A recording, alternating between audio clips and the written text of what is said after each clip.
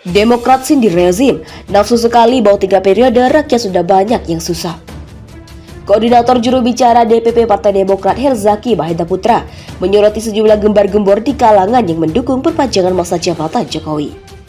Ia mengatakan sejumlah pihak tersebut begitu ambisius untuk memberi celah para elit berkuasa lama, padahal rakyat Indonesia membutuhkan adanya perubahan dan perbaikan. Dengan entengnya secara bergantian melantangkan wacana Presiden 3 periode ataupun penundaan pemilu 2024, ujar Herzaki melalui keterangan tertulisnya pada Jumat 9 Desember 2022.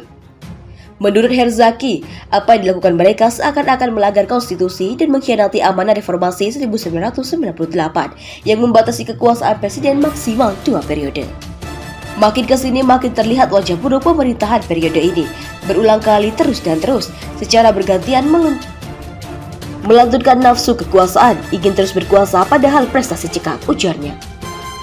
Alih-alih meminta maaf pada rakyat lantaran tak bisa mengatasi pengangguran dan pemutusan hubungan kerja masif, pihak istana malah membanggakan prestasi pemerintah dan berniat mengulang lagi periode yang terpotong pandemi.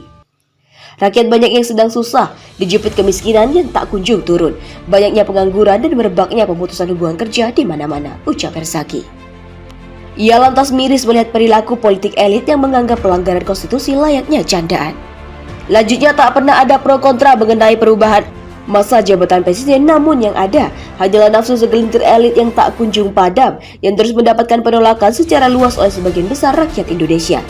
Misalnya survei SMRC di April lalu menyebut 73% rakyat menolak dan hanya 5% yang setuju usulan Jokowi 3 periode, ucapnya. Merespon hal itu, Herzaki berujar supaya para elit yang berkepentingan itu berhenti menjerumuskan Jokowi. Berhentilah menghembuskan angin sesat yang bisa membuat Presiden Jokowi terjerumus. Lebih baik para elit politik mendukung Jokowi, fokus membantu Presiden menyelesaikan berbagai masalah di negeri ini, terangnya. Lantas ia membandingkan pemangkasan kemiskinan dan pengangguran di era Jokowi dengan Susilo Bambang Yudhoyono atau SBY. Seperti di era pemerintahan SBY selama 10 tahun dari 16% bisa turun ke 10%. Bukan seperti 8 tahun ini, dari 10% hanya mampu menurunkan ke 9% saja. Dan itu pun dibanggakan setengah mati sampai minta perpanjangan, bebernya. Pengangguran bisa seperti di era SBY, dari 10,25 juta di 2004 bisa turun drastis sampai 3 jutaan penduduk yang tak lagi menganggur, sambungnya.